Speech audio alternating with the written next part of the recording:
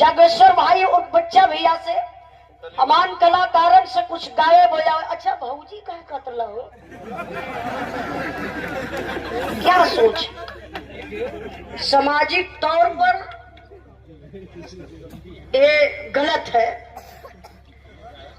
ये बिरहा जगत में हमार अलग छवि बा, बिरहा जगत में एक अलग सम्मान आप लोगों को मिलेला।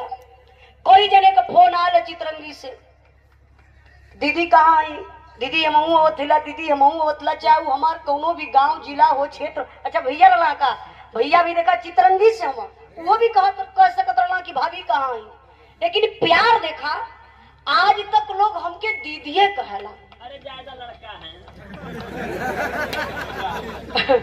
ना ये बच्चा भैया भाभी का रिश्ता हमार जहाँ शादी भइल है वही परिवार से रिश्ता, बाकी सबके हम भाई मानेला, सब हमके बहन मानेला, बेटी मानेला।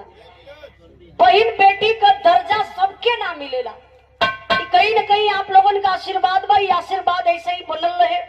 आई रिश्ता बड़ा पवित्र होला। भाई बहन बन के गाय बजा ली हल जाई तो लोगन के आनंद आ जाई।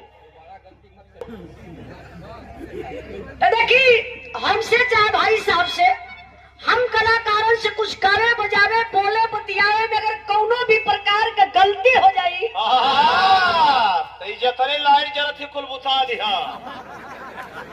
मूर्ख खराब ई लइटिया बुझवाए के कौन मजा पाजी बा।